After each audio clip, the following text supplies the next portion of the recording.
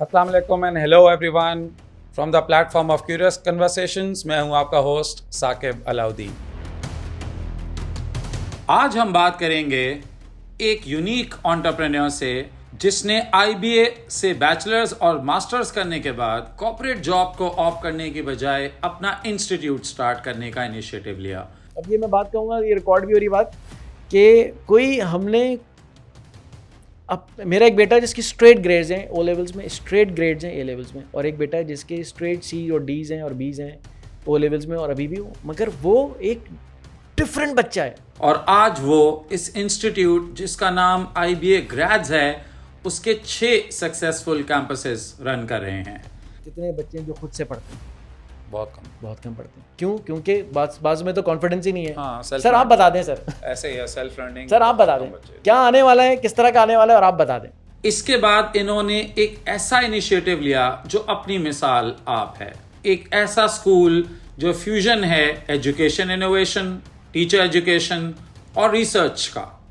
इस स्कूल का नाम है द लैब स्कूल। ये तो भाई एक सी ग्रेडर बच्चा है, ये तो बिल्कुल ही फारिग है। अल्लाह अकबर। ये तो एक फारिग है। इसके मुंह से बहुत ज्यादा जुमला निकल ये तो ये किसी काम का नहीं है, इसको पढ़ाई का शौक नहीं है, इसका कुछ नहीं हो सकता। और छा जाओ के नाम से एक global online tech based platform भी स्टार्ट किया। असल मुझे बताएं कि सर ये जो इतनी डिस्ट्रैक्शंस के साथ जी सर, ये हो भी तो सकता है ना कि वाकई बच्चा नहीं पढ़ना चाहता क्योंकि उसको गेम खेलना है या उसको सोशल मीडिया पे बैठना है या उसको मूवीज़ देखनी है, नेटफ्लिक्स इतना कुछ है अब एक बस फ़ोन के अंदर, तो आपको मालूम है ना। सो आई नो किड्स जो कि बहुत कैपेबल हैं but just because they are distracted they are not doing well. अब आपके क्लासरूम के अंदर बातें अलाउड है बिकॉज आपकी फिलॉसफी ये है कि एक दूसरे से सीखेंगे, कहेंगे, बात करेंगे, बट उसके साथ जो वो इररेलेवेंट बातें करेंगे उसको कैप कैसे लगाएंगे आप? मेरे आज के मेहमान हैं सर असफरुल हक। सर असफर, क्या हाल है आपके? बहुत बहुत शुक्रिया सर, अल्हम्दुलिल्लाह, और आपका शुक्रिया, आपने इनवाइट किया, मौका दिया बात करने का। Thank you. नहीं सर, देखिए मैं आपकी जर्नी को बहुत अरसे से फॉलो कर रहा था और जब मैंने ये पॉडकास्ट स्टार्ट की तो यकीन जानिए जो मेरे फर्स्ट 10 गेस्ट की लिस्ट थी उसके अंदर आप मौजूद थे।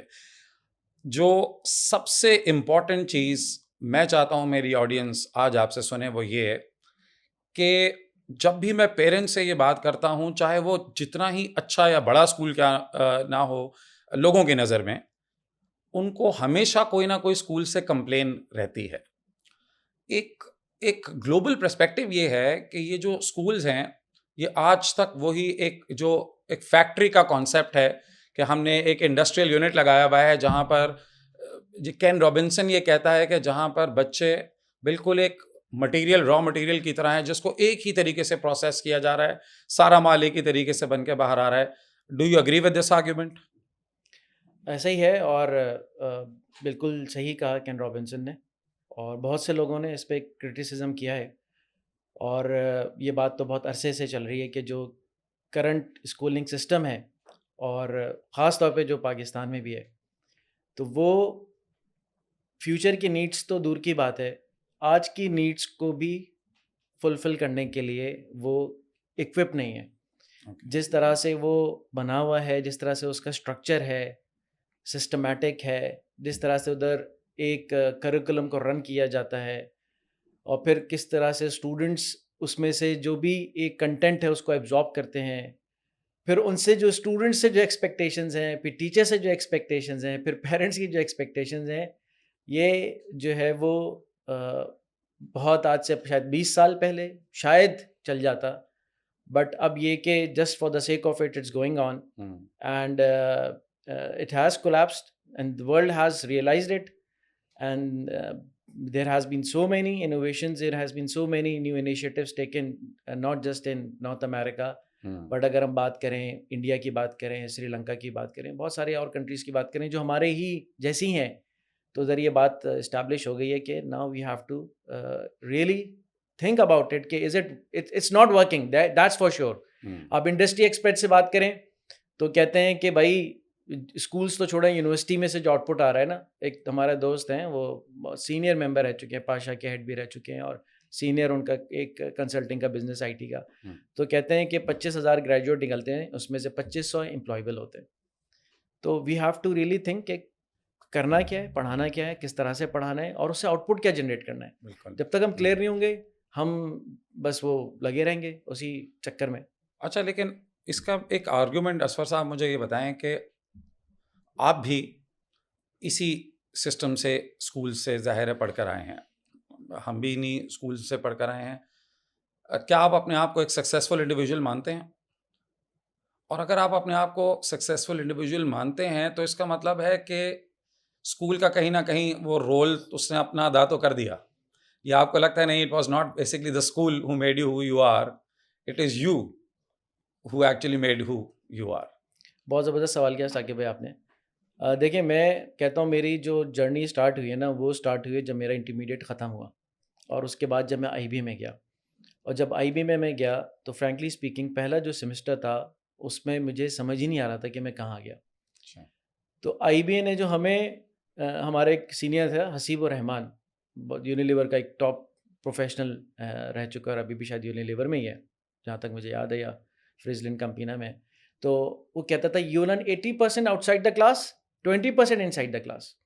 और आईबी में हमें पढ़ाते नहीं थे। और आईबी में जो हमारी लर्निंग होती थी वाकई में, जो हमारी प्रेजेंटेशंस हैं, जो हमारी इंटरेक्शंस विद ईच अदर है, फिर जो हमारा एक स्टूडेंट्स बॉडी का आपस का कंपटीशन है, फिर वो हमें छोड़ दिया करते थे। हम खुद ही रिपोर्ट बनाना सीखी, खुद ही उसकी हमने इतना कुछ खुद किया आईबी में कि टीचर वाकई में जो है ना और कुछ टीचर वाकई में टेक्निकल होते थे, जैसे हम कहें कि इन्वेस्टमेंट बैंकिंग का था या कॉर्पोरेट फाइनेंस का था, जो मैं क्योंकि एमबीए फाइनेंस हूँ तो मैं उनकी बात करूँगा, या एनालिसिस ऑफ फाइनेंशियल स्टेटमेंट्स के जो हमारे जो टीचर थे टेक्निकल साइड पे, अगर हम कोर फाइनेंस के चले हैं तो वो छोड़ के बाकी तमाम चीज़ों में मैं कहूँगा कि हमारी जो ग्रूमिंग हुई है और जो हमें आईबीए ने तैयार किया है कि आप छुट्टी नहीं कर सकते, आप लेट नहीं हो सकते, तो और प्रेशर इतना हमें देने को सिखाया कि हम 10 घंटे 12 घंटे 14 घंटे और ख़ुद एक दूसरे से पढ़ के सीख के समझ के हमारे क्लास में टीचर हुआ करते थे, तो उसने हमें तैयार किया। अगर आप मुझे कहें कि इंटर तक क्या हुआ, तो इंटर के बाद तो मैं कहता हूँ कि मेरे केमिस्ट्री में 75 में से थ्योरी में 72 मार्क्स थे और प्रैक्टिकल में 25 में से 25 थे। और आप केमिस्ट्री की आप मुझसे एक हफ्ते बाद पूछ लें उसमें से कोई चीज़, तो मुझे कुछ नहीं आती होगी। अच्छा। क्योंकि वो specific paper design, paper format, 3-4 इम्पॉर्टेंट्स, उसकी की नोट्स, आखिर के अंदर कुछ जो है ना वो टीचर की सपोर्ट करा के ऐसा कुछ जान मारी और सारा कुछ डाल दिया और इम्तिहान के अंदर उसको जस्ट आउटपोर करके आ गए। और फिर एक हफ्ते 15 दिन बाद आप केमिस्ट्री की चीज़ें पूछेंगे, हम कहेंगे यार ये तो पता है कि ये होता है, मगर होता क्या ये नहीं पता। तो वो जो चीज़ है ना वो हमें केमिस्ट्री, देखिए ना बात ये है कि केमिस्ट्री पढ़ी है, केमिस्ट्री आती नहीं है। आप केमिस्ट्री तो छोड़ें, इंग्लिश पढ़ी है, इंग्लिश नहीं आती है। सही। अब आप पकड़े नॉर्मल एक जिसने 12 साल स्कूलिंग की है, उससे आप कहें कि यार आप जो है ना पाकिस्तान के इकोनॉमिक सिचुएशंस पे आप जो है ना वो एक आर्टिकल लिख दो, वो कहेगा सर शुरू कहाँ से करूँगा, ख़त्म कहाँ से करूँगा, एंडिंग क्या होगी, सब कुछ हेल्प तो करें, कुछ गाइड तो करें।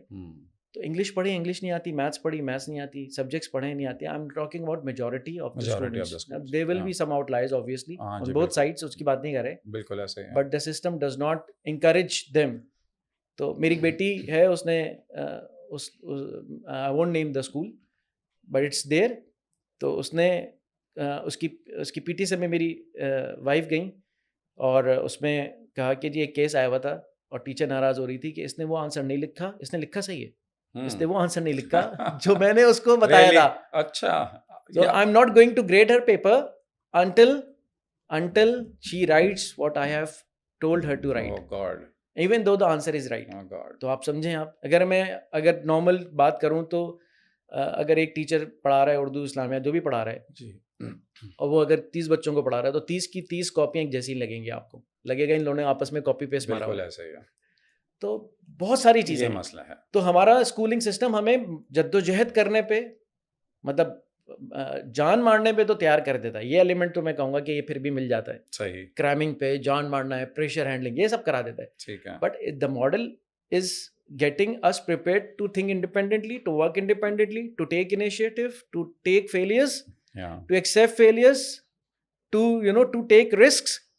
तो ये तो सॉरी सर, ये तो इसका एंटी हो रहा है। ऐसे ही है। तो ये सारी बात है इसमें। और जो आप कह रहे हैं, I can relate to it. आपने जो अपनी बेटी की स्टोरी सुनाई, मैं तो आपको पर्सनली अपनी स्टोरी सुना सकता हूँ, और ये मैं आपको मास्टर्स की बात कर रहा हूँ, ये मैं आपको कोई स्कूल की बात नहीं कर रहा। तो हमारा एक प्रोग्राम था बिजनेस एथिक्स का, उसमें हमारे जो टीचर थे वो एक हैंड आउट्स हमें दे दिया करते थे, और उसी को जो है वो प्रोजेक्ट करके वो एक दफ़ा पढ़ते थे अंग्रेज़ी में, और एक दफ़ा उसका उर्दू में तर्जुमा कर देते थे। तो सर आप यकीन करें 3 घंटे तक वो ये सिलसिला चलता था कि वो पहले अंग्रेज़ी में एक जुमला पढ़ते थे, फिर उर्दू में पढ़ते थे। और ये एग्ज़ीक्यूटिव प्रोग्राम था, मैं वीक में बहुत बिज़ी होता था अपनी टीचिंग के साथ, और मैं फिर वीकेंड पे जाके क्लासेस लेता था। तो यकीन करें आप, एक दिन मैंने हिम्मत करके उनसे कहा, मैंने कहा सर अगर आप बुरा ना माने तो ये मैं घर जाके पढ़ लूँगा, मैं आज बहुत थका हुआ हूँ। उन्होंने मुझे यकीन करें इतनी सुनाया उनका, तुम अपने आप को समझते क्या हो? ये क्लासरूम जो है वो ये सिर्फ़ इसलिए कोई टाइम पास की जगह है।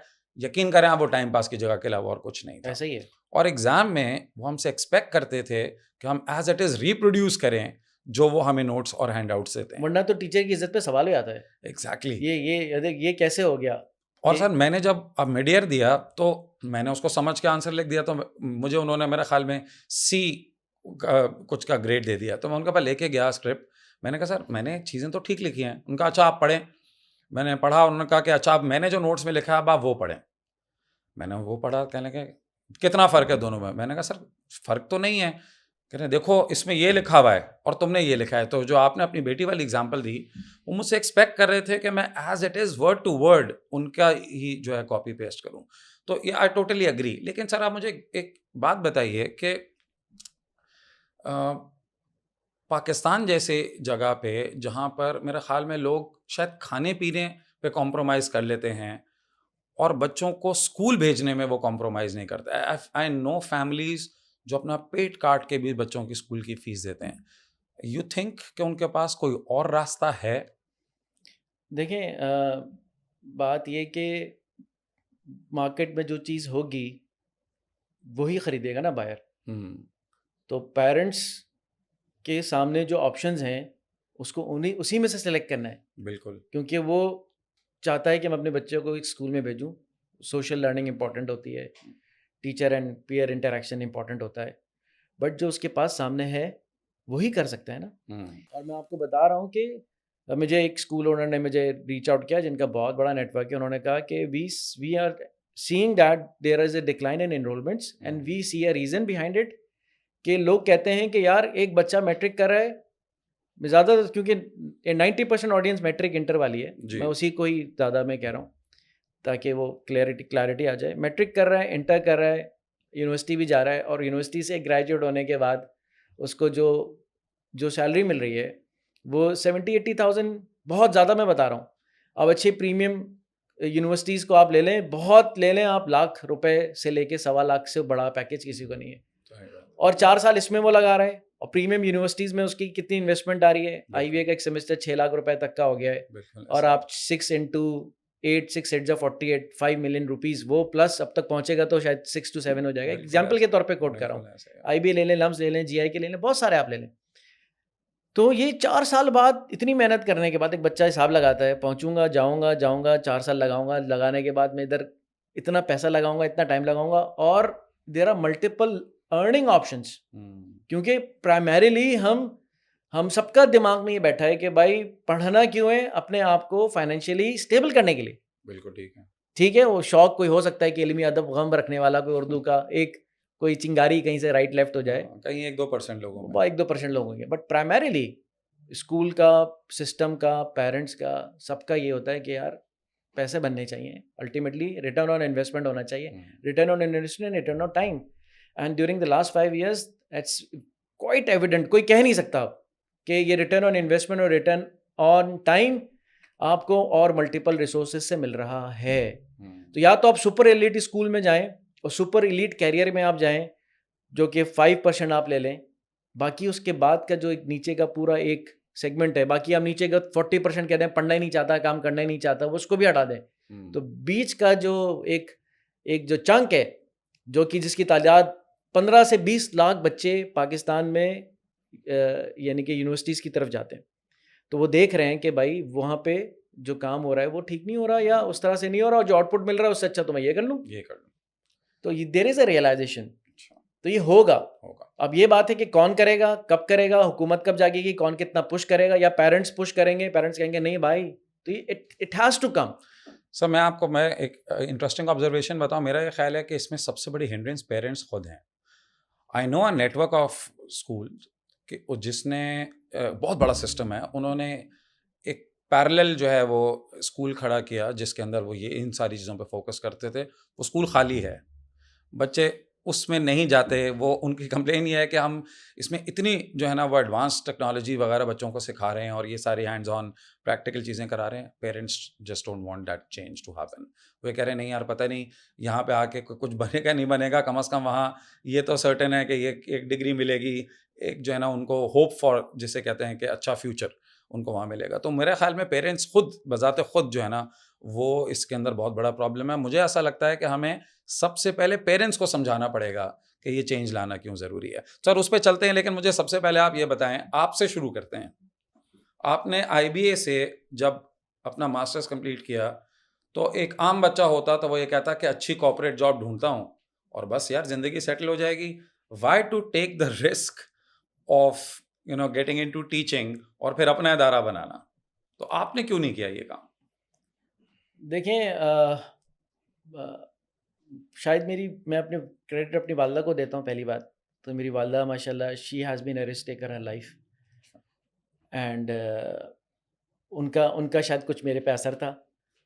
तो कुछ चीज़ें मैंने डिसाइड कर ली थी during my last year at IBA अच्छा। कि यार मुझे ये लाइफ नहीं चाहिए कि मैं सुबह 8 बजे निकलूँ, ट्रैफिक में फंसूँ, क्योंकि मैंने 2 इंटर्नशिप की थी और एक क्लिफ्टन की थी और एक एफटीसी की थी। तो 9 बजे मैं पहुँचूँ, फिर 9 से लेके मैं 5-6 बजे तक काम करूँ और फिर मैं वापस पहुँचूँ 7 बजे तक, तो मैं किसी और काम का तो नहीं रह सकता। एक एक मेजर रीज़न ये था। दूसरा, मैं एक वैल्यू बेस्ड काम करना चाह रहा था, जिसमें वैल्यूज़ के ऊपर ज़ीरो कॉम्प्रोमाइज़ हो। तो अब कहीं पे जाके तो आप किसी को अपना ही कुछ आसानी से कर सकते हैं ना। तो that was the force behind me taking that decision कि मैं अपनी वैल्यूज़ पे, अपने कल्चर पे, अपने माइंडसेट पे और अपनी उस पर मैं ये इनिशिएटिव लूँगा। तो we started IBA grades, and अल्हम्दुलिल्लाह हम शाम को 5 साढ़े 5 बजे we used to take it off, and everybody used to surprise, used to say to us, कहते थे कि भाई ये आप कैसे कर लेते हो, क्या हो जाता है? बट साकिब भाई, ये तो देखी हुई बात है कि ये ईमान भी हमारा है कि जो मिलना है वो मिलता है। बिल्कुल। तो first year very challenging, second year very challenging, third year was so challenging कि that my the other partner जो मेरे साथ अब्दुल बासित भाई थे, जो 3 साल तक मेरे साथ रहे माशाल्लाह, उन्होंने कहा यार इस पर हमने बहुत ट्राई कर ली है, now I can not resist any longer, I need to do something else to quit. तो मैं लगा रहा, वो भाई रह गए, but it was super tough. But वो जो आपने पूछा कि हुआ कैसे, तो 2 ही रीज़न थे अच्छा। कि यार पैसे नहीं थे हमारे पास और जगह भी नहीं थी हमारे पास। तो मैंने एक अपनी क्लास फेलो से थोड़े से पैसे लिए, अच्छा। जिससे मैंने कुर्सियाँ वुर्सियाँ, एक मैंने अपने टीचर से पैसे लिए, अच्छा। 2 लोगों से थोड़े से पैसे लिए, जिससे बेसिक इंफ्रास्ट्रक्चर डाला और अपने घर के एक कमरे से आईबीए ग्रेड्स स्टार्ट हुआ, जो मेरे घर का ड्राइंग रूम था, उसमें एसी लगा हुआ था, अच्छा फ्लोरिंग थी, कुर्सियाँ रखी, बोर्ड लगाया और अल्लाह का नाम लेके एडवर्टाइजमेंट स्टार्ट की। अच्छा। और अल्लाह का एहसान हुआ कि आहिस्ता आहिस्ता आहिस्ता टाइम लगा शुरू में, तो it was not an easy ride, but अल्लाह ताला ने शायद करवाना था, करवा लिया। और फैमिली सपोर्ट थी उनकी, वो अगर खड़े हो जाते, अगर मेरी वाइफ खड़ी हो जाती है, कहते कि भाई क्या कर रहे हो तुम और मेरे सारे दोस्तों के पास कल्टस आ गई पहले सालों में, आईबीए ग्रेजुएट्स को तो उस पर हाथों हाथ लिया जाता था। जी हाँ। 50% ऑफ माई क्लास अच्छी उनको मल्टी नेशनल्स में अच्छी कॉर्पोरेट जॉब्स लास्ट सेमेस्टर में बिफोर ग्रेजुएशन मिल गई थी। अच्छा। ठीक है, और मैंने कहा मैं तो अप्लाई नहीं करूँगा। मैं एक सिंगल माइंड लेके मैंने कहा मैं अप्लाई नहीं करूँगा। मैंने ज़िंदगी में आज तक कोई जॉब इंटरव्यू नहीं दिया, कभी मैंने कहीं अप्लाई नहीं किया, और एक फ़ैसला लिया और उस पे जमा रहा। और फिर अल्लाह ताला ने आहिस्ता आहिस्ता आहिस्ता चीज़ें करते गए, बढ़ते गए, और फिर वो कोई रेजिस्टेंस कहीं से नहीं आई? किसी घर वाले ने कभी ये नहीं कहा कि यार किस चक्कर में पड़ गए, कर लो जॉब? कभी कभी भी ऐसा नहीं हुआ? अल्हम्दुलिल्लाह नहीं हुआ। मेरे रिश्तेदार और मेरे जो नेबर्स थे, वो मेरी अम्मा को आके बोलते थे कि पागल हो गया आपका बेटा ये क्या कर रहा है? ये आईबीए से MBA, like it was like at that time जब कोई बिजनेस स्कूल्स नहीं थे, लम्स भी नया नया ही था उस ज़माने में, 3-4 साल हुए थे उसको। तो IB was a super hot cake, यानी कि कोई आजकल के से भी कंपैरिज़न नहीं हो सकता। बिल्कुल ऐसा ही है। तो लोग कहते थे पागल हो गया ये, और आपने ये क्या कर लिया ये, और इसको समझाएँ। मगर अल्हम्दुलिल्लाह मेरी वालिदा मुझे सारी बातें नहीं बताती थी, मैं कहीं आगे पीछे ना हो जाऊँ, and we remain steadfast family. मेरी मिसेज़ और मेरी वाइफ़, मेरी मिसेज़ और मेरी वालिदा का बड़ा एक रोल है कि उन्होंने कभी मुझे इतना कॉर्नर नहीं किया कि मैंने कहा कि यार भागो यहाँ से। मैंने ट्यूशन भी नहीं पढ़ाई। अच्छा, हमने तय किया था जब आईबीए ग्रेड्स हम स्टार्ट करेंगे तो आईबीए ग्रेड्स ही रन करेंगे। आईबीए ग्रेड से निकल के मोहल्ले के किसी बच्चे को कोई ट्यूशन भी नहीं पढ़ाएँगे, ओह गुड। या मैं किसी बीबीए के स्टूडेंट्स को फाइनेंस भी नहीं पढ़ाऊँगा। अच्छा। We stick over here, we spend all of our energies over here and give everything to it. So वो एक focus, undivided attention and not looking at other options. फिर आदमी जो है ना, जब वो एक जद्दोजहद करता है, मुजाहिदा अख्तियार करता है, तो अल्लाह पाक उसके लिए रास्ता खोल देते हैं, निकाल देते हैं। बिल्कुल। तो यही एक कितना कितना टाइम लगा आईबीए ग्रेड्स को सक्सेसफुल कहला जिसको हम कह सकते हैं होने में? सर 3 साल बाद तो इतना हुआ कि हमारे खर्चे मीटअप होना शुरू हो गए। 3 साल बाद। और देन मैं कहूँगा 5th ईयर ऐसा आया कि जो अच्छा था, जो 5th ईयर था हमारा बहुत अच्छा था, और उसके बाद फिर चीज़ें बहुत अच्छी पॉजिटिव होती चली गईं। और मैंने अपनी पहली शायद गाड़ी भी शायद 5वें साल ही ख़रीदी थी। अरे माशाल्लाह। सेकेंड हैंड ली थी, मगर अपनी ली थी अल्हम्दुलिल्लाह। तो फिर उसके बाद से चीज़ें आगे प्रोग्रेस होती चली गई। होती और चली फिर अब मेरा दोस्त है, हमने एक साथ हज किया और हम एक साथ ग्रुप में थे। तो वो मुझसे पूछने लगा तुम्हारी लाइफ का पैटर्न क्या है, तुम क्या करते हो? और मैंने बताया, उसने बताया, कहने लगे यार तुम तो मज़े में लकी हो। हाँ, ये हो। अक्सर कॉम्प्लीमेंट हमें मिलता है। तुम तो मज़े में हो आप भाई, लोग मज़े में हैं, आप मज़े क्या हो। हमें कह रहा हो तुम तो मज़े में। मैंने कहा भाई वो जो शुरू के जो एक रगड़ा लगा है ना, जी, जी, जी। तो वो नज़र नहीं आता लोगों वो को। नज़र नहीं आता। हाँ, लेकिन मेरे ज़हन में सवाल ये आ रहा था, वो आप 3 साल फिर आप कैसे फाइनेंशियली कैसे सर्वाइव करते थे? बस सर अल्लाह ने करवाया। और बस मैं आज अपनी टीम को भी ये बोलता हूँ कि वो एक मुश्किल लफ्ज़ है उर्दू का, बट एक इख्तियारी चीज़ था। Hmm, it was in my hands, hmm, I did it on my own. ऐसा नहीं था कि ऑप्शंस अवेलेबल नहीं थे। Hmm. There were options available, there were so many into ex time things available, but सही काम करने का और अपना काम करने का और एक फ्यूचर पर्सपेक्टिव रखने का एक अलग ही मज़ा होता है। बिल्कुल। और ये अल्लाह ताला ही दिलों पे करार डालते हैं। मैंने दुआ बहुत मांगी थी। मुझे शायद I am not, I may be sharing for the first time, कि जब मैंने इसको स्टार्ट किया तो शायद मैंने कई हफ्तों तक, दिनों तक, घंटों दुआ मांग के, क्योंकि हमने एक बात सुनी हुई थी कि जब कोई चीज़ अल्लाह के यहाँ कबूल हो जाती है तो वो नीचे हो जाती है। तो पहला काम ये होता है कि कोई भी आप इनिशिएटिव लें तो पहले आप अल्लाह ताला से उसके लिए खूब मांग लें, खूब मांग लें, खूब मांग लें, दिल भर के मांग लें। बिल्कुल। हम एफर्ट पे तो यानी कि रोज़ाना 6-7 घंटे, 8 घंटे की स्टार्टअप वाला जो 10 घंटे और इनटू नंबर ऑफ डेज़ लगा लें, आप कितना लगा लेते हैं, सही बात। मगर माँगने में कितना लगाता है? सही। तो जो करना है ना, क्योंकि दिलों में इत्मीनान तो अल्लाह ही ने डालना है। जमाना किसने है? अल्लाह ने। लोगों कस्टमर के दिल में अल्लाह ने डालना है। स्ट्रैटेजी किसने डालनी है? अल्लाह ने डालनी है। तो वो सारी चीज़ें मैं कहूँगा इसमें मेरा कमाल कम था। अ, पूछ-पूछ के काम किया सारा। जो स्कॉलर्स थे, एल्डर्स थे, मेंटोर्स थे, उनसे पूछता ज़रूर था मैं। एक बात ये। दूसरी बात ये कि माँगा बहुत, और शायद उसी की वजह से अल्लाह ताला ने इत्मीनान डाला हुआ था। और जब अल्लाह ताला इत्मीनान डाल देते हैं तो फिर कोई चीज़ मुश्किल रहती नहीं है फिर। बिल्कुल। ये मेरे ख़्याल से एक फैक्टर था। मेरी आप सब लिसनर्स से रिक्वेस्ट है कि आप लोग इस पॉडकास्ट को प्लीज़ लाइक करें और सब्सक्राइब ज़रूर करें, क्योंकि जब आप इस चैनल को सब्सक्राइब करते हैं तो ये हमें हेल्प करता है इस पॉडकास्ट को और बेहतर बनाने में। सर, मैं एक चीज़ अपने स्टूडेंट्स से हमेशा ये कहता हूँ, अगर आप मुझसे पूछें कि एक वो कौन सी सिंगल एट्रीब्यूट है या स्किल है जो बच्चे के पास होनी चाहिए टू बी सक्सेसफुल, तो मैं उसे कहता हूँ रिलेंटलेस डिटर्मिनेशन। यानी एक जब आपके अंदर ये अंदर से एक आवाज़ आती है ना कि ये मैं कर सकता हूँ, और उसके अंदर कहीं पर भी कोई डाउट ना हो आपको, और ज़ाहिर है आप अल्लाह ताला से तो मांग ही रहे हैं, देने वाला तो वही है। तो मैंने नहीं देखा कि ऐसा आदमी कामयाब नहीं होता। प्रॉब्लम हमारे साथ ये है कि शायद हम जल्दी गिव अप कर देते हैं, क्योंकि देखिए आम आदमी के लिए शायद, हम क्या, बहुत सारे लोगों के लिए 3 साल बहुत अरसा होता है। तो 3 साल क्या, शायद 1 डेढ़ साल बाद ही कोई और होता तो अपना कारोबार बंद करके कहता कि बस यार अब ये हो गया, मैंने इसे एक्सपेरिमेंट कर लिया। बट शायद इसी को कहते हैं डिटर्मिनेशन, शायद इसी को कहते हैं अल्लाह ताला पे जो यकीन है। अच्छा सर, अब ये जो स्कूल का इनिशिएटिव आपने लिया था, सबसे पहले तो आप मुझे ये बताइए कि ये आपने कब लिया, और उससे ज़्यादा इम्पोर्टेंट ये आपने क्यों लिया? हाँ, बहुत पहले क्यों ले लेते हैं? पहले क्यों ले अच्छा, लेते ये हैं? चलिए। 2016 की बात है। My wife wanted to do a course, तो वी स्टार्टेड सर्चिंग समथिंग। तो लैंड हम कर गए, एक इंस्टीट्यूट है ERDC, हम्म, सलमान आसिफ सिद्दीकी साहब। अब तो बहुत मशहूर हो गए हैं सर, क्योंकि उनका यूट्यूब चैनल बहुत एक्सप्लोड कर गया। बट हम तो बस रैंडमली पहुंच गए। तो फिर अगले दिन ही फर्स्ट क्लास थी, तो मैंने कहा चलो इनरोल कर लेते हैं। And the institute was in PSHS। तो मैं नॉर्थ नाज़ाबाद में रहता हूँ, तो माई वाइफ ने कहा कि आप भी आ जाएं, अच्छा रहेगा, आप साथ आना जाना भी हो जाएगा, 2 ही दिन की तो बात है। तो मैंने कहा चलो शुरू तो मैं भी करता हूँ, देखी जाएगी ठीक है। बाद में, अभी शुरू तो करते हैं। तो वो कोर्स हमने 6 मंथ्स का किया, and it was a life changing course मेरे लिए।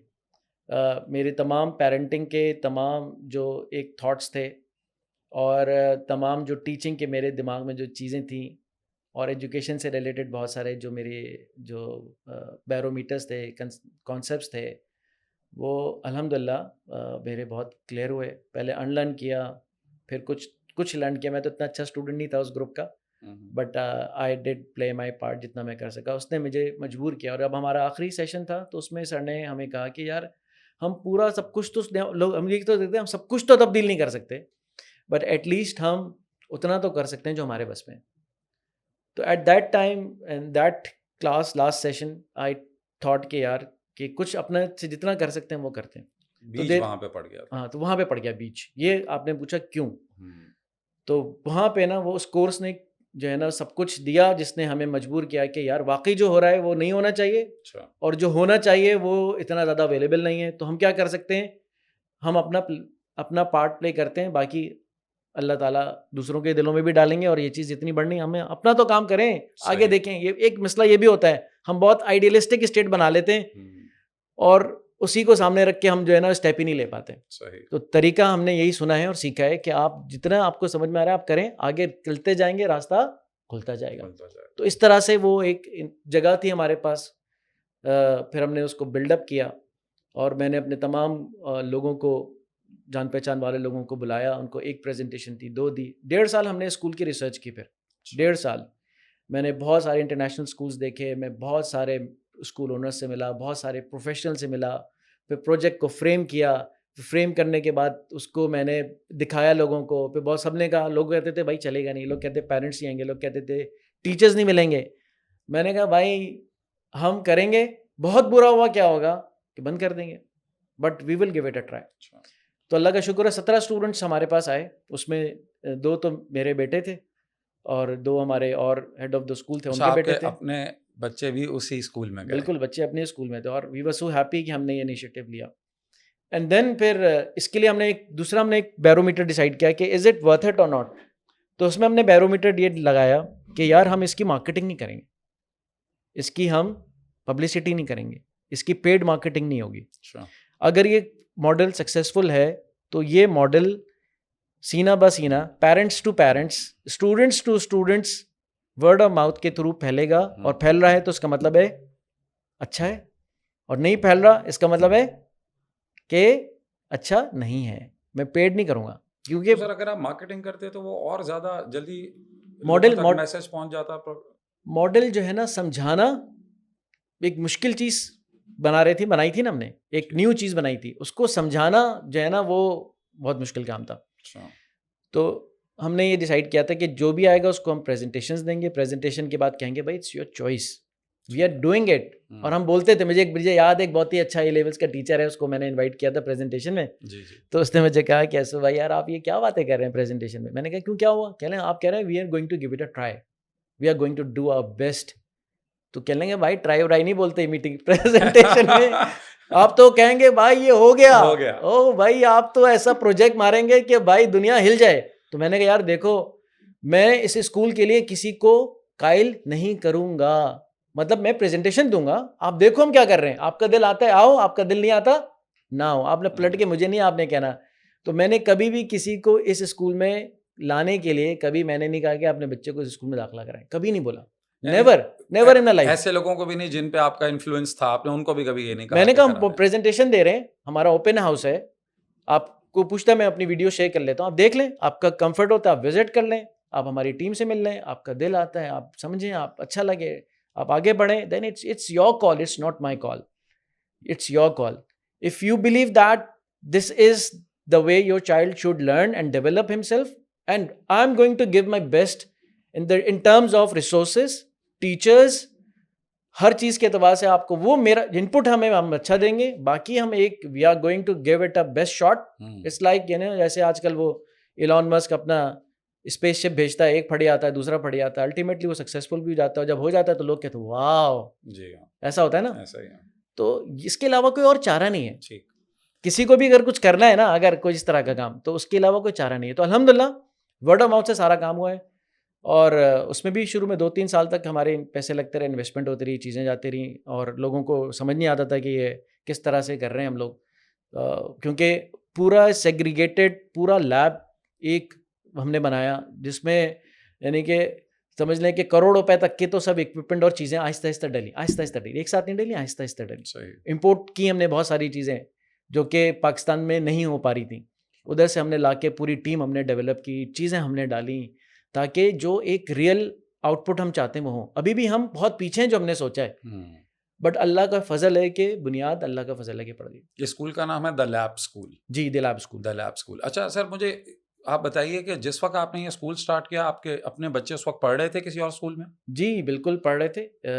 और आपने फिर उस स्कूल से उनको हटा के द लैब स्कूल के अंदर जो है वो हमारे एरिया में बहुत ही अच्छा एक स्कूल है, बहुत अच्छा काम करते हैं. Generation school is one of the most renowned and best, and माशाल्लाह amazing team and amazing people. जी.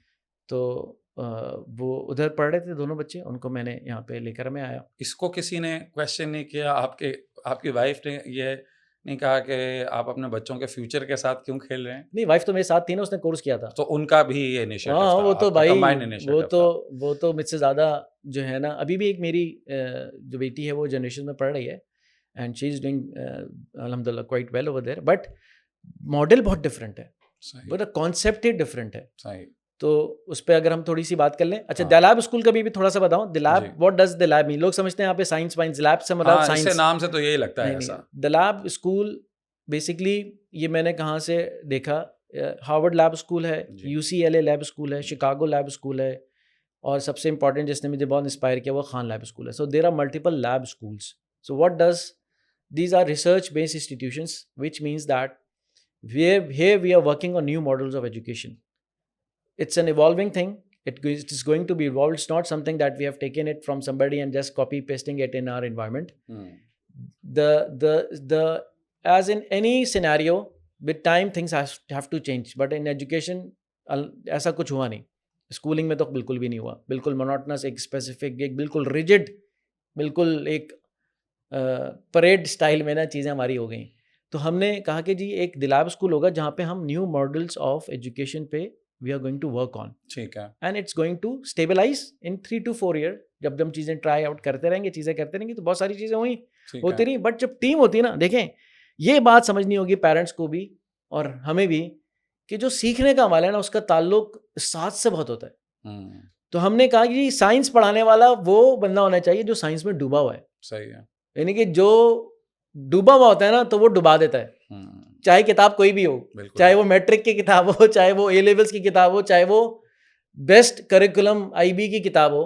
किताब ठीक है, इट्स अ टूल, बट जो इन्फ्लुएंस करता है वो तो होता है वो उस्ताद, वो मेंटोर, जो कि मोहब्बत पैदा कर दे किसी चीज़ की तो काम ख़त्म कर देता है. मैथ्स पढ़ाने वाला कौन होगा? मैथ्स के अंदर गर्क हुआ बंदा चाहिए. स्पोर्ट्स वाला कौन होगा?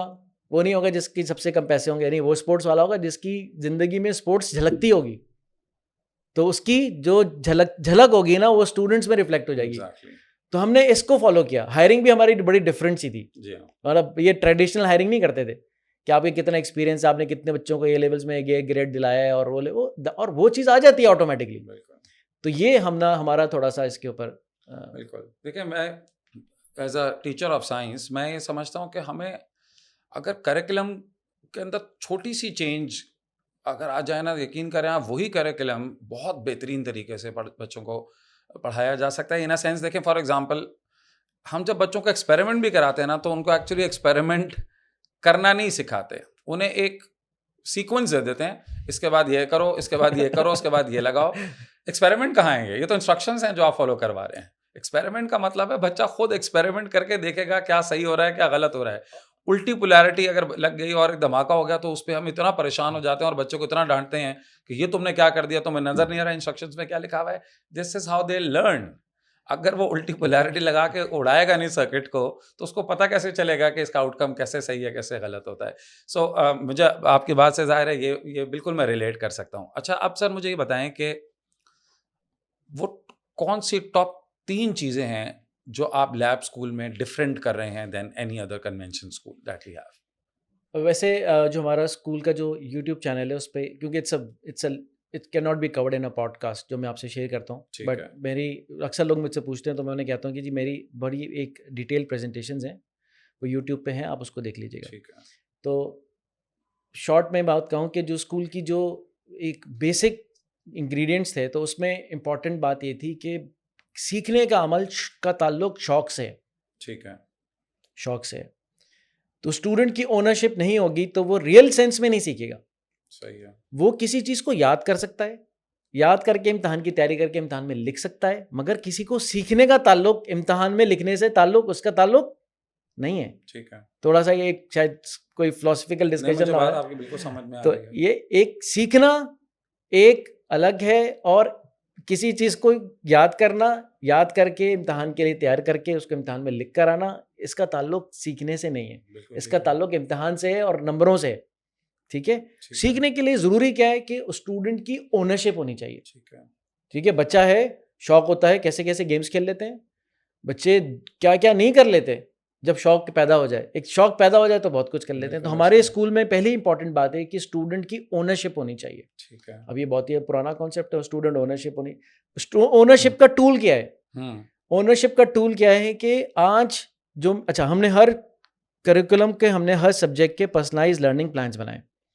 मिसाल के तौर पे आपने बुक रीड करनी है, सेकंड में आपने ये वीडियो देखनी है, थर्ड में आपने ये क्विज़ करना है, चौथे पे आपने अपने प्रॉब्लम्स को अपने पीयर्स से और टीचर से बैठ के रिज़ॉल्व करना है। फिर उसके बाद आपने ये चीज़ करनी है और फिर आपने इस चैप्टर को समराइज़ करके इसकी प्रेजेंटेशन बनानी है, व्हाटएवर, ये आपने खुद करना है। ठीक है। तो ये लाइन स्टेप्स होते हैं 1 2 3 4 5 6 7 8 9 10 जो भी हैं। नहीं ये है। एक पर्सनलाइज़्ड लर्निंग प्लान एक चैप्टर का हो गया। एक ब्रीफली मैं बता रहा हूँ। तो अब अच्छा होगा ये लेकिन कि इसमें सर थोड़ा-सा ज़रा मुझे क्लैरिटी ये दें कि हर बच्चा हर बच्चे को आप ये प्लान दे देते हैं? हर बच्चे की जब आता है तो उसकी बुक भी असाइन नहीं होती शुरू में। अच्छा। हाँ, होता ये है कि बच्चे का एनरोलमेंट होती है, हम कहते हैं यार मैथ्स में तो ये अच्छा नहीं है, उर्दू बाकी सब्जेक्ट्स में अच्छा है। अब मैं ठीक है। उसको, अगर उसने ग्रेड 5 की मैथ्स सही से नहीं पढ़ी, उसमें उसके 50% मार्क्स हैं, हुँ। बाकी में अच्छा है, तो एक 6 में जब वो जाएगा तो 5 की मैथ्स पढ़ेगा, 6 की पढ़ेगा? पहले 5 की पढ़ नहीं, लीजिए। नहीं, पढ़ेगा तो 6 की। पढ़ेगा 6 की लेकिन मगर उसकी वो स्कूल वाला तो 6 की पढ़ा सकता है, 5 की तो पढ़ा नहीं सकता। अब उसने 5 की सही से पढ़ी नहीं है और वो 6 की पढ़ने बैठ गया, तो क्या होगा? और वो डिजेक्टेड हो जाएगा, हुँ। और वो डाउन हो जाएगा, और उस पे लेबल लग जाएगा, या वो अपने ऊपर लेबल लगा लेगा कि मैं मैथ्स में अच्छा नहीं हूँ, मेरी नहीं। मैथ्स अच्छी नहीं है, क्योंकि फॉर सम रीज़न वो एक फेज़ से गुज़रा जिसमें उसकी मैथ्स आगे-पीछे हो गई। ठीक तो है। हम असेसमेंट लेते हैं, फिर 15 दिन उसको ऑब्ज़र्व करते हैं मुख्तलिफ़ किताबों के साथ, फिर उसका लेवल डिसाइड करते हैं, और लेवल डिसाइड करने के बाद उसकी एक किताब असाइन होती है और एक टीचर लगा होता है। मिसाल के तौर पे एक लेवल 1 हम कहते हैं, ग्रेड 5, ग्रेड 4, ग्रेड 5 को लेवल 1 हम कहते हैं, और हर 12 से 15 स्टूडेंट्स होते हैं, ज़्यादा नहीं हो सकते क्लास में। अच्छा। और फिर हर बच्चे की अपनी-अपनी किताब होती है, उस पे वो काम कर रहा होता है। पीरियड ऐसे स्टार्ट होता है कि उसने अपना पीएलपी पे काम किया होता है कि आज मैं ये करूँगा। ओनरशिप की बात हो रही थी। Hmm. Ownership is in the hand of student. उसने सुबह आया, उसने कहा मैं आज 4 टास्क करूँगा, 5 टास्क करूँगा। फिर वो आके क्या करता है? अपना टास्क शुरू कर देता है, टीचर बैठा होता है और टीचर को पता होता है आज मुझे इससे कुछ डिस्कस करना है या पूछना है, या इसको मुझे पूछना है, ये करना है। फिर वो आपने अच्छा, क्लास में ऐसा लग रहा है कि हमारी क्लास में तो खामोशी होती है, क्योंकि टीचर लीड कर रहा होता है। यहाँ पे इंटरेक्शन होता है। पढ़ भी रहे होते हैं, इंटरैक्ट भी कर रहे होते हैं और काम हो रहा होता है। अब ये कहूँगा, आप सर कह रहे हैं आप कैसे कर रहे हैं? हाँ, मतलब इस मॉडल के अंदर मुझे 2 बड़े मसले नज़र आ हाँ, रहे हैं। बताएँ, बताएँ। पहला मसला, अगर बच्चा ये कहता है मैंने तो टास्क ही एक करना है आज, और वो रोज़ यही कर रहा है कि मैं एक ही टास्क करूँगा। होते हैं ना हमारे यहाँ बच्चे ऐसे भी होते हैं, कहते हैं नहीं पढ़ना, मेरा दिल नहीं चाह रहा, बस अम्मा-अब्बा ने ज़बरदस्ती स्कूल भेज दिया है, तो बस ये मेरे पास ऑप्शन है, मैं एक टास्क करता हूँ। पहला चैलेंज तो ये अगर बच्चा अगर रोज़ इस तरह करने लगे, तो फिर इसको आप कैसे डील ये करते हैं? एक आप कह सकते हैं कि ये इस तरह के मॉडल का एक, आप कह सकते हैं कि ये ड्रॉबैक है। इसको आप ड्रॉबैक इन्वर्टेड कॉमा डाल सकते हैं। ठीक है। अगर बच्चे को पढ़ना ही नहीं है, उसको मिसाल के तौर पे कुछ और करना है, एथलीट बनना है, कारोबार करना है, तो उसको पढ़ना नहीं है, एंड ठीक ही है। Should be given that choice. सही है ना? तो पहली अजम्पशन ये है कि बच्चा समझता है कि पढ़ाई इंपॉर्टेंट है, ठीक है? पेरेंट्स समझता है, बच्चा भी समझता है। सेकंड बात ये होती है कि इसमें जब बच्चे को ये लगता है कि मैं काम अपने पेस पे तेज़ी से कर सकता हूँ। देयर आर स्टूडेंट्स जिन्होंने हमारी जो ये ओ लेवल्स की जो क्लास हमारी हुई है, तो उसमें एक ऐसा स्टूडेंट है जो कि 13 इयर्स में वो उस दर पहुँच गया। ठीक है। और एक ऐसा स्टूडेंट है जो आराम-आराम से चला और उसकी फैमिली को परेशानी नहीं हो रही थी, उसको भी परेशानी नहीं हो रही थी। वो बहुत सारी और भी चीज़ें करता है और there is no age based you know question marks in class. तो उसमें एक अगर for example 15 year average class होनी चाहिए तो 16 ईयर्स का भी स्टूडेंट बैठा हुआ है, 17 का भी बैठा हुआ है। ठीक एक है। एग्जांपल मैं दे रहा हूँ। तो होता ये कि एक एक डिफिकल्ट कॉन्सेप्ट है ये। तो बच्चा जो है ना, हमें सबने हमारे दिमाग में ये था कि बच्चा खुद से कैसे पढ़ सकता है यार? एग्ज़ैक्टली। हमारा तो स्कूल के मॉडल में ये बात पेवस्त है हुँ, कि बच्चे को जब तक आप ठूसेंगे नहीं, वो हुँ। ठूसने के लिए तैयार नहीं होगा। बच्चे को पकड़ के क्लास में आप क्या कहना चाहिए, अटेंडेंस के नाम पे धमकी दे के क्लास में नहीं बिठाएंगे तो वो नहीं आएगा। वो हुँ, तो इतनी मुख्तलिफ चीज़ों में बिजी है, वो कहाँ से आएगा? तो हमारी अजम्पशन क्या है कि बच्चा पढ़ना नहीं चाहता, बच्चे को पढ़ाया जाएगा तो वो पढ़ेगा। तो ये अजम्पशन गलत है। ठीक है। ये ठीक है ना? ये तोड़ने में हमें भी टाइम लगा। अच्छा। और फिर हमने जब इंटरेक्शंस की खान लैब स्कूल से, वक्त लोग इंटरनेशनल स्कूल से सारी हमारी कन्वर्जेशन हुई, तो उसमें उन्होंने कहा कि ये it will take you time but you will feel that students अपने दोस्तों को देख के आगे बढ़ना चाहते हैं, अच्छा। कॉम्पीट करना चाहते हैं। और कुछ स्टूडेंट्स वाकई में बहुत पढ़ना चाहते हैं, और जो स्टूडेंट नहीं पढ़ना चाहते, थोड़ा सा स्लो पढ़ना चाहते हैं, उनको यकीनन कोई ना कोई इशू होता है जिसको उनको रिजॉल्व करना होता है हुँ, और उनको मेंटरिंग की ज़रूरत होती है, और फिर वो आपके साथ अलाइंड हो जाते हैं। और अगर फॉर एग्जांपल कोई देखें, कोई, अब ये मैं बात कहूँगा, ये रिकॉर्ड भी हो रही बात, कि कोई हमने, अब मेरा एक बेटा है जिसकी स्ट्रेट ग्रेड्स हैं ओ लेवल्स में, स्ट्रेट ग्रेड्स हैं ए लेवल्स में, और एक बेटा है जिसके स्ट्रेट सी और डीज हैं और बीज हैं ओ लेवल्स में और अभी भी हो, मगर वो एक डिफरेंट बच्चा है। उस बच्चे को एक्सेप्ट करना कि ये बच्चा ऐसा है। हुँ। हमने उस बच्चे की रिजल्ट्स आने पे भी सेलिब्रेशन की, इस बच्चे के रिजल्ट आने पे सेलिब्रेशन की। ये बच्चा डिफरेंट, ये बच्चा डिफरेंट, दोनों को उनकी कैपेसिटी में उनको अंडरस्टैंड करके एब्जॉर्ब करना और देखना कि ये कौन से रुख पे ज्यादा चल रहा है, उस पे सही। उसको लेके चलना। मगर हमने क्या कहा, नहीं भाई, अगर तुम्हारे नंबर नहीं आए, अगर तुम्हारे ग्रेड्स नहीं आए, अगर तुमने ये नहीं किया, तो मैं तुमसे नाराज, माशरा आपसे नाराज। तो धबरधूस करके जो पढ़ाई होती है ना, वो पढ़ाई नहीं होती, और फिर वो यही होता है जो कि हम देख रहे होते हैं। तो हमारे स्कूल में, सॉरी हम लंबी आगे हो गई, नहीं, मुझे मैं एक बहुत इसमें ज़बरदस्त ना यानी बहुत आप। सारी बातें हैं, मैं इसलिए हाँ। कहूँगा कि ये कवर नहीं हो पाएगा। हुँ, मेरी रिक्वेस्ट है कि पहली बात तो स्टूडेंट एजेंसी ओनरशिप है, ये लिखी हुई एक पोस्टर पे नहीं है, हमारे प्रोस्पेक्टस में ओनरशिप है। बच्चे तेज भी जाते हैं, बच्चे स्लो भी होते हैं, मगर जाते हैं बच्चे, अल्हम्दुलिल्लाह खुशी से काम करते हैं, और इंगेजिंग क्लास होती है। एक दूसरी बात बहुत इंपॉर्टेंट है, और अब ये दुनिया को 100% समझ में आ गई, सबको समझ में आ गई, पेरेंट को समझ में आ गई, कि आज आपको कोई चीज़ सीखनी हो, या जो हमारे अभी ये हमारे वीडियोग्राफर्स बैठे हुए हैं जो कि हमारी वीडियो रिकॉर्ड करें, अगर उन्होंने कोई चीज़ सीखनी हो तो इनको पता है कि मैं कैसे सीख सकता हूँ, हुँ, ठीक है ना? मगर हमारे पास कॉन्फिडेंस नहीं है कि क्या मैं सीख सकता हूँ, क्योंकि सही। हमने 10 साल ऐसे पढ़ाई की होती है, पढ़ाई कराई होती है, जिसमें क्या होता है, जिसमें ये होता है कि मैं आपको बताऊंगा क्या पढ़ना है, मैं आपको बताऊंगा कितना पढ़ना है, मैं आपको बताऊंगा कैसे पढ़ना है, मैं आपको बताऊंगा क्या सवाल आएगा, मैं आपको बताऊंगा क्या जवाब आएगा, मैं आपको बताऊंगा कितना लिखना है, कितने पॉइंट्स में लिखना है, किस तरह से लिखना है, क्या नहीं लिखना है, क्या नहीं करना है। तो वो सारा ऐसा स्ट्रक्चर्ड होता है, तो बच्चे ने हमेशा he looks upon two the school and the curriculum and the teacher, ये मुझे बताएगा। मैं अच्छा खुद से कभी किया ही नहीं होता। किताबें, कितने बच्चे हैं, आप ए लेवल्स के टीचर्स हैं, आप ओ लेवल के माशाल्लाह पुराने, बहुत सब कुछ आपने देखा हुआ है, कितने बच्चे हैं जो बुक रीड करते हैं? नहीं करते, नहीं करते। कितने बच्चे हैं जो खुद से पढ़ते हैं? बहुत कम। बहुत कम पढ़ते हैं। क्यों? क्योंकि बाज़ में तो कॉन्फिडेंस ही नहीं है। हाँ, सेल्फ सर आप लर्निंग बता दें सर। ऐसे ही है, सेल्फ लर्निंग सर आप बहुत बता कम दें, बच्चे। क्या जी। आने वाला है, किस तरह का आने वाला है, और आप बता दें। हमारा कॉन्सेप्ट ये है कि इंडिपेंडेंट लर्निंग, हर बच्चे को कॉन्फिडेंस हो कि मैं कभी भी कुछ भी सीख सकता हूँ। हुँ। तो हम पर्सनलाइज्ड लर्निंग प्लान बनाते हैं ना, बच्चा खुद करता है, फँसता है तो पूछता है। सर लेकिन मेरा क्वेश्चन सिर्फ वहीं का वहीं है कि एक बच्चा है जो रिलक्टेंट है just for the sake of, हमारे बच्चे रिलक्टेंट होते हैं, हम देखते हैं, यानी we seen a lot of kids जिनको थोड़ा सा पुश किया जाए तो दे रियली परफॉर्म वेल।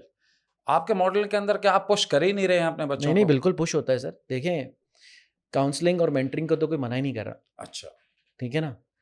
और हर चीज़ का एक तरीक़ेकार होता है। ठीक है। हर चीज़ को नंबर की बुनियाद पे या ग्रेड बुक बना के कंपेयर करा के क्या मैं एहतियात से कोई लफ्ज़ निकालूँ, मतलब उसको शेम करना मतलब उसके क्लास फेलोज़ के सामने या पेरेंट्स के सामने, ये बात होगी ना बेटा क्या हुआ? समझना तो ज़रूरी है ना, हम अपनी मेहनत करने के लिए तैयार नहीं हैं। हम ये वाली मेहनत करने पेरेंट्स के पास भी टाइम नहीं है। ठीक है। सॉरी टू से टीचर्स भी बहुत मसरूफ़ होते हैं, उनके पास भी बहुत सारे कोर्स लगे हुए होते हैं। तो बात होती है कि हमारे हर स्टूडेंट के साथ एक मेंटर होता है, ठीक है। एक कोच होता है, ओके। बात करता है, पूछता है, क्या हो गया? क्यों स्लो जा रहे हो? क्या मसला है? क्या वजह? What's the problem? What's going on in your mind? You are amazing student, you can do something amazing. वो कहता है कि सर, फॉर एग्जाम्पल वो कहता है कि सर मुझे साइंस पढ़नी ही नहीं सर, मैं तो बस पढ़ रहा हूँ। Then there is a genuine reason behind it. तो we need to crack it. बेटा आपको इतना तो करना है ना, इतना तो पहुंचना है आपने। और कुछ चीज़ें लाइफ में जबरन भी करनी पड़ती हैं, चाहे दिल चाहे ना चाहे। हर चीज़ दिल चाहे पे तो नहीं चलना। तो दिल ना मजबूरी है, आपने वो लेवल्स करना है, आगे लेवल्स करना है, आगे आपने जाना है, तो कुछ रिक्वायरमेंट्स हैं, आपको मीटअप करना है, आपको अच्छा ग्रेड लाना है, तो उस पर काउंसलिंग होती है, उस पर बात होती है, उसको दिखाया जाता है, but in respectful, humble and acknowledging manner. Right. और अगर वो नहीं कर रहा तो इसको डीमन नहीं बनाया जाता। सही। उसको उसको ऐसा नहीं बनाया जाता कि ये तो कुछ कर ही नहीं सकता। ये तो भाई एक सी ग्रेडर बच्चा है, ये तो बिल्कुल ही फारिग है। अल्लाह अकबर। ये तो एक फारिग है, के मुंह से बहुत ज्यादा जुमला निकलता ये है। तो ये किसी काम का नहीं है, हाँ। इसको पढ़ाई का शौक नहीं है, इसका कुछ नहीं हो सकता। लो भाई, अब जो चलाने वाला है वो ही ऐसा बात बोल रहा है। तो सर लेकिन असल में मुझे बताएं कि सर इतनी डिस्ट्रैक्शंस के साथ जी सर, ये हो भी तो सकता है ना कि वाकई बच्चा नहीं पढ़ना चाहता क्योंकि उसको गेम खेलना है या उसको सोशल मीडिया पे बैठना है या उसको मूवीज देखनी है, नेटफ्लिक्स इतना कुछ है अब एक बस फोन के अंदर, तो आपको मालूम है ना। सो आई नो किड्स जो कि बहुत कैपेबल हैं but just because they are distracted they are not doing well. तो ये बात सही भी तो हो सकती है ना, बच्चा एक आप, लेकिन मुझे जो आपकी बात से समझ में आ रहा है कि शायद हम ये रिकग्नाइज कर लें लेकिन बोलने का तरीका गलत है हमारा ये शेम करना कि तुम पढ़ना नहीं चाहते, ये करना चाहते हो, is the wrong way of sir हम सॉल्विंग द समझते भी यही प्रॉब्लम। हैं, बोलते भी ऐसे ही और शायद समझता हूँ 90। लेकिन कुछ केस में तो सही भी समझते हैं ना। ऐसा नहीं सर है। देखें, डिस्ट्रैक्शन होना एक अलग पूरे माशरे का एक एलिमेंट है ना। ठीक वो है। तो हम भी डिस्ट्रैक्टेड हैं, बिल्कुल है। कोई ऐसा नहीं है जो डिस्ट्रैक्टेड ना हो, ना हो। तो वो सारे ही दुनिया डिस्ट्रैक्टेड है। ठीक है। मगर बात ये कि जो हमने एक मॉडल बनाया था अर्निंग के लिए, अगर मैं सिर्फ प्योर अर्निंग्स की बात करूं, तो उस मॉडल के अंदर जो हमने मैकेनिज्म बनाया था, मैं सिर्फ आपको आज एक क्रिएटिव माइंड ज़्यादा चलेगा या एक जो है वो एक लेबर करने वाला माइंड ज़्यादा चलेगा। मैं समझ गया, वो इंडस्ट्रियल। तो आपने देखना है कि आपको आउटपुट क्या चाहिए। आपको बच्चा दिमाग इस्तेमाल कर, चैट जीपीटी हो गया, एआई से सारे काम करा लो। भाई एआई से काम कौन करवाएगा? जिसका अपना दिमाग चलता होगा ना, जो प्रॉम्प्ट तो लिख सकता होगा। बिल्कुल ठीक है। तो प्रॉम्प्ट लिखने की कैपेबिलिटी कैसे आएगी? उस बच्चे से आएगी जिसने 10-12 साल एक फिक्स्ड निज़ाम में चला है, या उससे आएगी जो कि सोचता था, समझता था, देखता था, आर्ग्यू करता था, खुद से कुछ करता था, खुद से चीज़ें बनाता था, खुद से क्रिएट करता था, वो उसके एक्नॉलेज किया जाता था। अगर वो कहीं हल्का होता था तो उसको सुना जाता था। यहाँ तो बिल्कुल क्रश कर देते हम। सही। ऐसी क्लास होती है बच्चे की घर पे। मैं ये नहीं कह रहा कि बच्चे की पढ़ाई से आप नज़र हटा लें, उसको अपनी ज़िंदगी बहुत छोड़ ही दें, उसको आप देखें ही नहीं, आंखें बंद कर लें, कोच ना करें, ये बात नहीं हो रही है। डील करने का तरीका चेंज करें। डील करने का तरीका चेंज करें, और अगर जेन्युइनली कोई इशू है तो उसको रिजॉल्व करें। और अगर कोई बच्चे की कोई पर्सनैलिटी में कुछ है तो उसको समझें। और वो जिस वजह से भी आ गई है, यानी ये कह देना कि बहाने बना रहे हो सकता है कि शायद वो बात स्टार्ट बहाने बनाने से ही हो, बट अब उसके अंदर वो प्रॉब्लम आ गई है। So recognising the problem and resolving the problem का, मुझे आपकी बात से जो समझ में आ रहा है कि हमें अपना मेथड बदलना पड़ेगा प्रॉब्लम को सॉल्व करने का। बहुत सारी चीज़ें बदलनी पड़ेंगी इसमें। मुझे तो 6 महीने लगे कोर्स में, ठीक है, मुझे तो 6 महीने लगे कोर्स में और फिर 5-6 साल का तजुर्बा रहा। बात ये है कि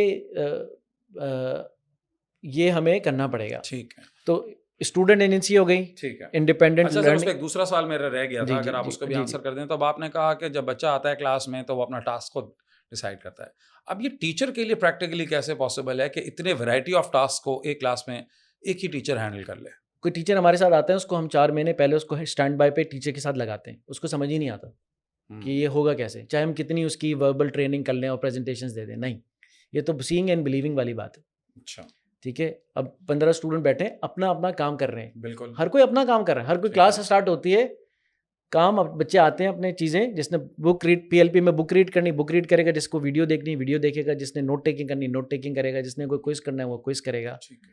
तो ये टीचर का काम ये है कि वो उसको पता है कि कौन कैसे चल रहा है, कहाँ चल रहा है, किसी को क्वेरी है उसको रिजॉल्व कर रहा है और मेक श्योर कर रहा है कि एक कंजीनियल इन्वायरमेंट है। कोई बातें करना, कोई मतलब डिस्कस करना is not a bad thing. Office में क्या होता है, एक को वर्किंग स्पेस में, वर्किंग स्पेस में क्या होता है कि अगर मुझे कोई एक्सेल पे कोई चीज़ फंस रहा हूँ तो मैं क्या करूँगा, उठूंगा पूछूंगा भाई तुम बता दो यार कैसे करना है ये।